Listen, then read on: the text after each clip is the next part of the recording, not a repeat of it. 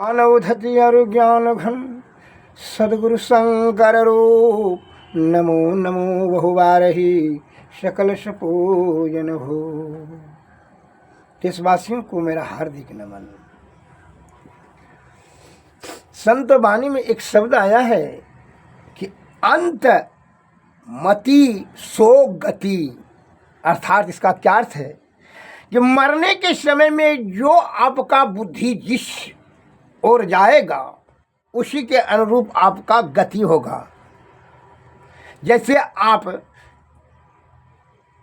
इच्छा रखते हैं कि भाई, पहले इच्छा बनाते हैं कि भाई हमको दिल्ली जाना है, उसके लिए आप जो है टिकट दिल्ली का कटा कर करके दिल्ली की ओर जाते हैं।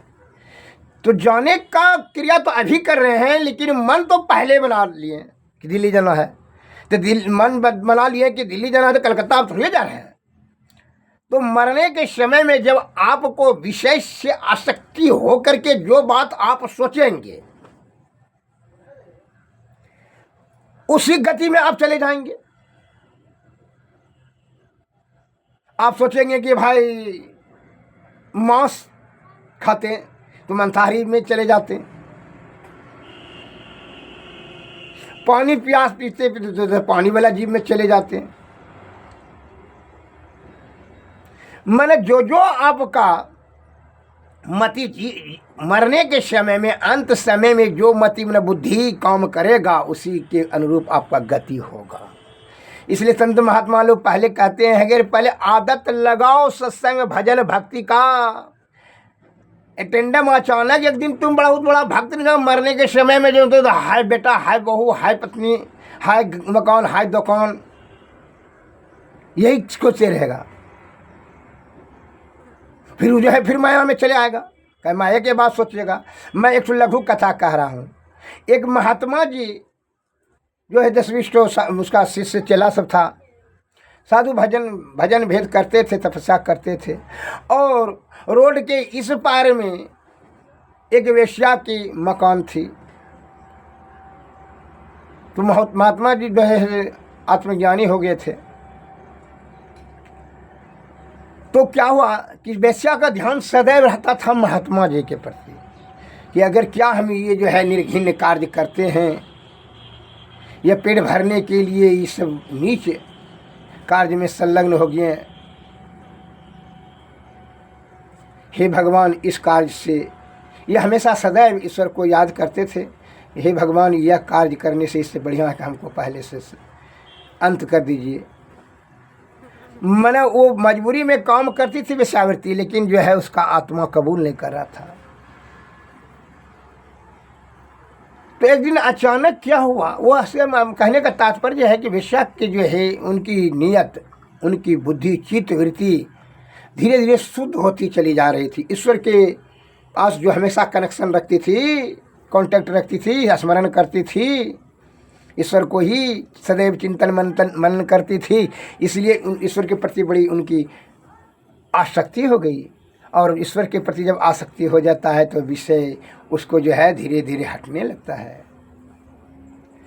मैंने यह कहता हूँ कि माया में नहीं रहिए, माया में तो आप उत्पन्न होते हैं, माया में रहिए, लेकिन पुरैनी के पत्ता के समान, कमल पुष्प के समान अगर यदि आप पानी में ही रह जाएंगे और कीचड़ में ही लिप्त हो जाएंगे तो सन जाएंगे। कमल पुष्प के तमाम कीचड़ से ही कमल की उत्पत्ति होती है, लेकिन कमल जब ऊपर उसे ऊपर रहता है तब वो जो है सरस्वती माँ को जो है अर्पण किया जाता है, पूजा अर्चना की जाती है, तब उनके चरण कमल के सन्निकट वो पहुँच जाता है। उसी भांति आप जो है माया से उत्पन्न हुए हैं, लेकिन जो है चित्त और बुद्धि सदैव ईश्वर के प्रति रखे।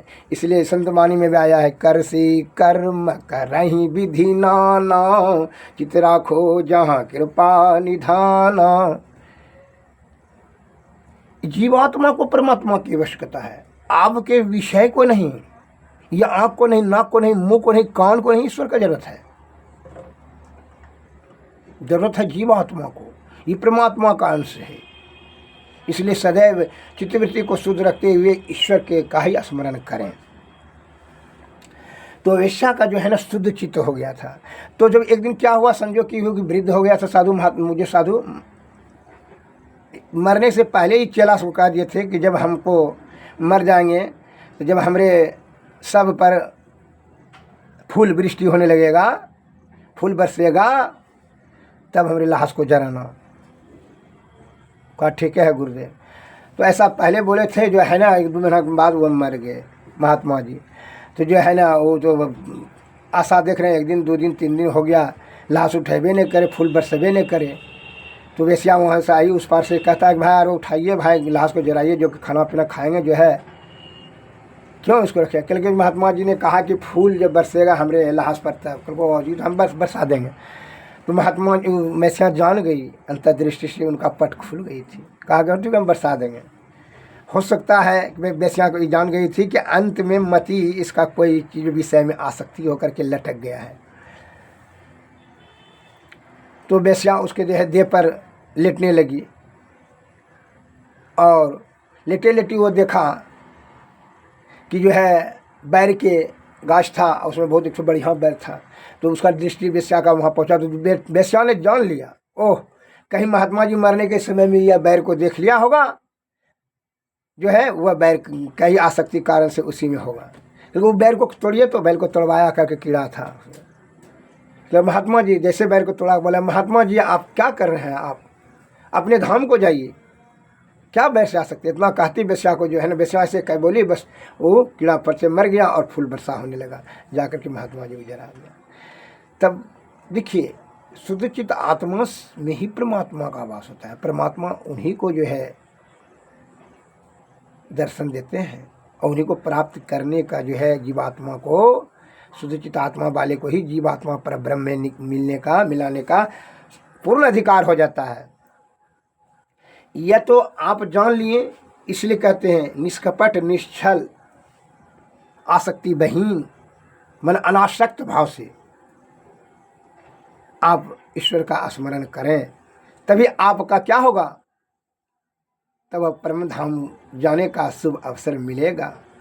अर्थात गुरु भी मिल जाए तो गुरु सदगुरु मिलेगा तो उनको उनकी कृपा होगी, तब आपको युक्ति बताएंगे, तब भक्ति करेंगे, तब मुक्ति हो जाएगी। इसलिए मरने के समय में मति को सही दिशा में जाने दीजिए। यह कहता है ये सभी इंद्रियों पर जो है विषय अवरोध करके, सभी 7 इंद्रियों पर, कौन 5 ज्ञान इंद्रियां, दुम मन और अहंकार, ये 7 पर है जो है निग्रह कर करके इसको जो है एकदम इसका अवरोध कर दीजिए, और चित्त वृत्ति को केंद्रीय बिंदु पर अस्थिर कर करके प्राणवायु को निकलने दीजिए। तब आपका देखिए गति वह ब्रह्म की ओर बढ़ेगा। लेकिन आप मरने के समय में नाना प्रकार का चिंतातुर होते हैं, सोचते हैं, जिसका कारण से आपकी दुर्गति होती है, जीवात्मा को उसी में जाना पड़ता है। ऐसा संत महात्मा लोग कहते हैं, मैं नहीं कहता हूँ।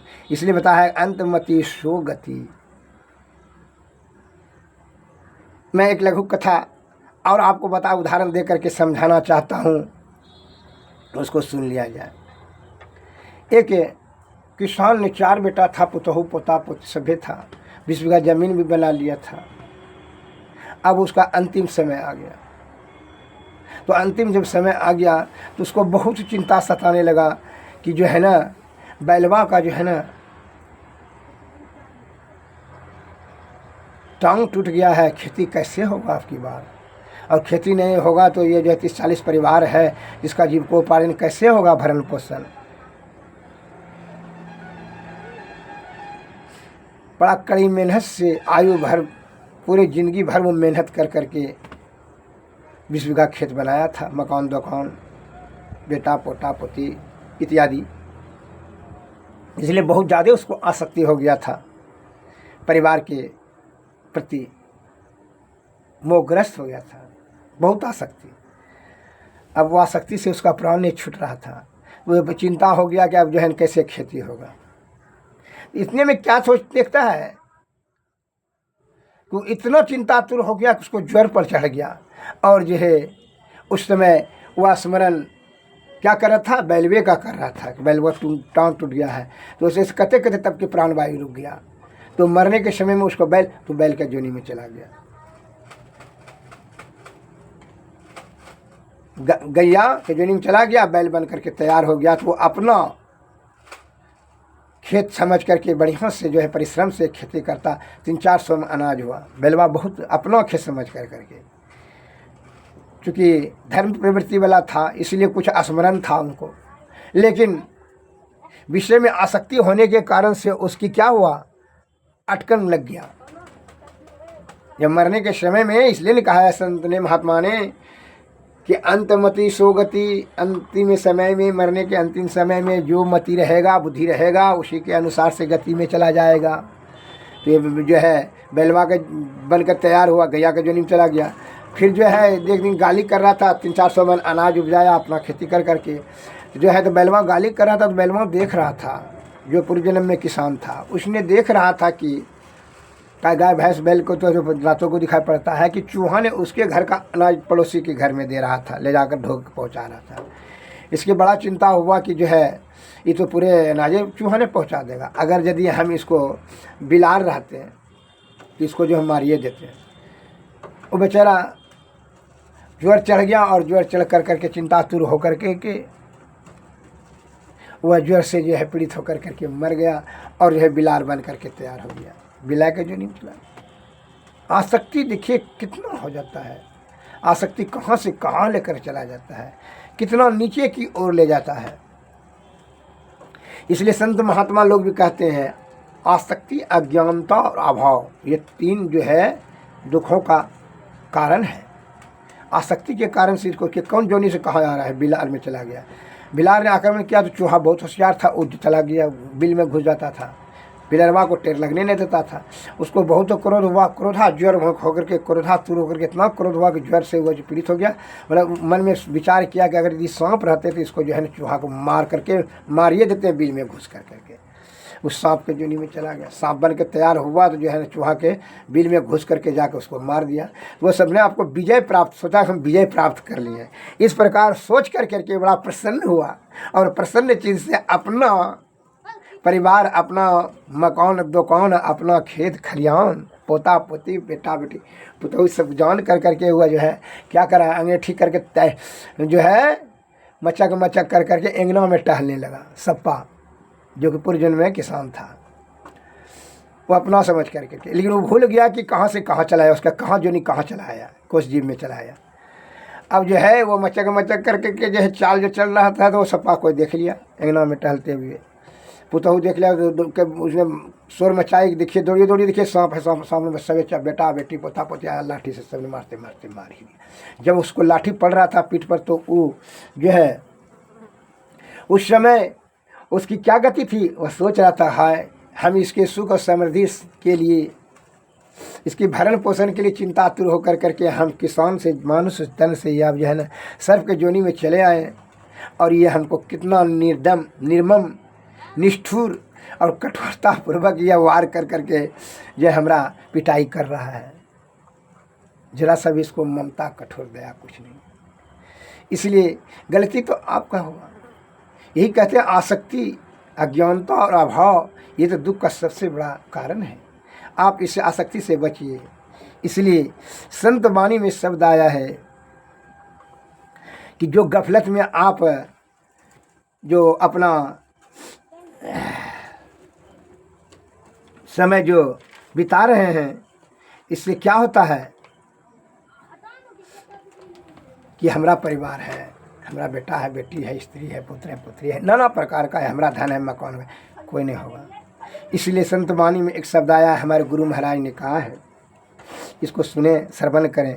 क्या सोबत गफलत के मारे, ये जो गफलत है ना आपका, जो सोच सुन कर करके बड़ा आनंद उठा रहे हैं, या हमारा मकान है, दुकान है, स्त्री है, पुत्र पुत्री, इसलिए संत लोग कहते हैं कि क्या सोबत गफलत के मारे, जाग जाग मन जाग रे, अंत काल संगी न होगा, संग न चल कऊ तेरे रे, ये धन धाम कुटुंब कबीला, सब स्वार्थ के चेहरे रे, अपने अपने सुख के साथी, हेरे न कोई दुख तेरे रे। अपने अपने सुख के खातिर आपका कोई दुख नहीं देखेगा, कुछ नहीं। तन मन सुख है ना सुख तेरो, आत्म सुख निज तेरे रे। तू तन मन सुख निज के जान्यो, भयो काल के चेरे रे। दृढ़ परितीत प्रीत कर गुरु से, कर सतसंग सवेरे। या विधि भव फंदाव कटी जई हैं, कहत मही हित तेरे रे। क्या सोवत गफलत के मारे, जाग जाग मन मोरे। जीवात्मा कह रहा है कि हे मन, तुम क्या गफलत में सोए कि ये जो है ये धन हम कुटुंब कबीला कोई नहीं तुम्हारा है। अपने अपने सुख में जो है वह आपका दुख को नहीं देखेगा। इसलिए ये भी बता रहे हैं कि तन मन सुख को जो आप निज समझ रहे हैं, अपना समझ रहे हैं इंद्रिय सुख को, तो यह आपका वास्तविक सुख नहीं है। आत्म निज सुख तेरी, आत्मा जीवात्मा को सुख ही निज आपका है, अपना है। तू मन मुख निज को जा, तन मन सुख को जो जानियो। ये काल के चेहरे में जो है ना आप फंस जाते हो इसी में। दिल प्रतीत कर गुरु से, कर सत्संग सवेरे रे। सवेरे सत्संग करो, भजन करो, सतोगुण सदाचार का पालन करें, सदगुरु की संगति में रहें निश्चल निष्कपट भाव से। यहाँ जो है समय नहीं है आपको, बड़े सौभाग्य से बड़ी आसीन कृपा कर कर करके यह तन ईश्वर ने बनाई है। इसको बनाने में बहुत उनको मेहनत लगा है, इसलिए उन्हीं का स्मरण करें और ये जीवात्मा को जीते जी ही आप मोक्ष प्राप्त करने के गुरु से ही मंत्र अर्थात युक्ति जाने, युक्ति से वह भक्ति बताएंगे, भक्ति से मुक्ति। यह गफलत में आपको अपना कीमती समय नष्ट करने के लिए संत महात्मा नहीं कहते हैं। यह गफलत में रहेंगे, विषयासक्त रहेंगे, तो मरने के समय में भी जो है ना विषय के बारे में ही चिंतन करें। उसका दुष्परिणाम है कि आप जो है ना क्या हुआ, दुर्गति में चले जाएंगे, नीचे योनि में चले जाएंगे। 84 लाख जीव है, ये योनि में चल भटकते रहेंगे, जीवात्मा को कष्ट होते रहेगा। इसलिए अब की बार ही जो है आपको इसका मोक्ष प्राप्त करने के लिए धर्म रूपी नाव पर सवार हो जाएं और गुरु को, सदगुरु को अपना नाविक खवैया समझें। तब जो है यह विषय रूपी जो है नदी से पार कर करके आप परब्रह्म में ये जीवात्मा को मिलाने में सक्षम हो जाएंगे। आगे पाठ में और बताया जाएगा कि जो मौत जान ले उसकी भोग की समाप्ति हो जाती है, जो सही मौत के जान ले उसकी भोग की समाप्ति हो जाती है। आगे पाठ में आप देखेंगे। अभी आपकी सेवा में इतना ही शब्द रखा। जय हिंद, जय भारत, नमस्कार, धन्यवाद।